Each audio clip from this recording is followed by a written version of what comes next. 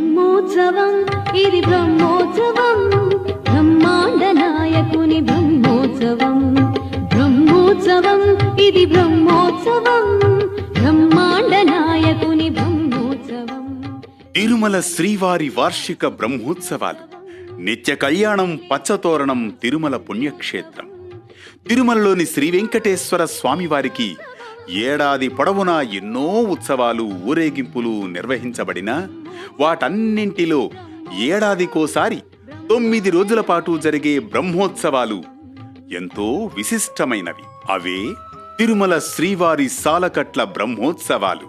ఈ రోజు నుండి ప్రారంభం కానున్న తిరుమల శ్రీవారి వార్షిక బ్రహ్మోత్సవాలలో భాగంగా జరిగే వివిధ వాహన సేవలలోని ఆంతర్యాలు, విశేషాలను సమగ్రంగా మీకు ప్రత్యేకంగా సమర్పిస్తోంది వేటూ న్యూస్.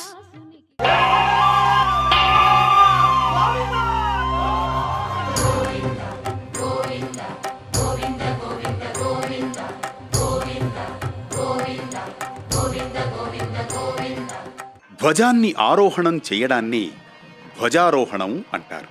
తిరుమల శ్రీవారి వార్షిక బ్రహ్మోత్సవాలలో ధ్వజారోహణం ద్వారా భగవంతుడిని సకల లోకాలతో అనుసంధానించి దేవతలందరినీ ఆహ్వానించడమే ఈ ధ్వజారోహణం. ఇది కేవలం ఆలయానికి సంబంధించిన ఉత్సవ ఆరంభం కాదు. విశ్వమంతా దివ్య కాంతిలో శోభిల్లే ఒక దివ్యమైన యజ్ఞం. కలియుగ వైకుంఠం తిరుమలలో నెలకొన్న అఖిలాండకోటి బ్రహ్మాండ నాయకుడు, భక్తుల పాలిట కొంగు బంగారమైన శ్రీ వెంకటేశ్వర స్వామివారి వార్షిక బ్రహ్మోత్సవాలు ఈరోజు ఈ ధ్వజారోహణంతోనే ప్రారంభమవుతున్నాయి. ఈ ధ్వజారోహణ కార్యక్రమంలో ఉభయ దేవేలతో శ్రీ మలయప్ప స్వామివారు బంగారు వాకిల్లో పెద్ద గంటల వద్ద వేంచేస్తారు. యాజమానికి సంకల్పం చెప్పించి రాజా, రాష్ట్ర, గ్రామ యాజమాన్యం, దేశ ప్రజలందరూ ప్రపంచమంతా సుభిక్షంగా ఉండాలి, లోకక్షేమార్థంగా ఈ ఉత్సవాలు భగవంతుడికి చేసుకుంటున్నాము, భగవంతుడు కరించి లోకక్షేమార్థం జరిగే ఈ ఉత్సవాలని వైభవంగా జరిపించుకోవాలని చెప్పి ప్రార్థన చేసి ఈ యొక్క ఉత్సవాలు ప్రారంభమవుతాయి. ఆ మహాసంకల్పం చెప్పించిన తర్వాత విశేషంగా సూక్త పఠనాలు, గరుడు పట్టణానికి ప్రత్యేకమైన పూజల కార్యక్రమాలు అయిన తర్వాత అనంత గరుడ విశ్వక్సేనులు, ధ్వజపటము, ఉభయ దేవులతో శ్రీ మలయప్ప స్వామివారు తిరువీధుల ఉత్సవంగా బయలుదేరుతారు. కంకణధార గావించిన కంకణ భట్టాచార్యుల వారు ఈ యొక్క బ్రహ్మోత్సవాల నిర్వహణ 9 రోజుల పాటు నిర్వహిస్తారు.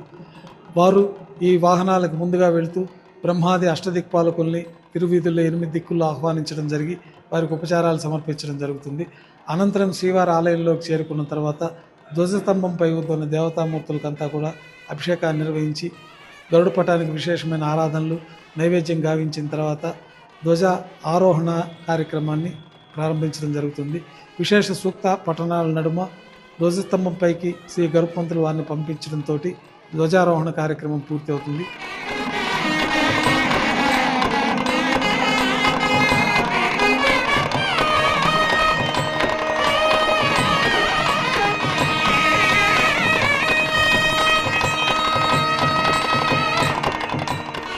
శ్రీ వెంకటేశ్వర స్వామివార్లకు మొదటి రోజు కట్టే పంచెలను తెలంగాణ రాష్ట్రంలోని జోగులాంబ గద్వాల్ జిల్లాకు చెందిన చేనేత కార్మికులు నెల రోజుల పాటు నియమ నిష్టలతో నేసి సమర్పిస్తారు. తరువాత బ్రహ్మోత్సవాలలో మొదటి రోజు రాత్రి 9 గంటలకు పెదశేష వాహన సేవ.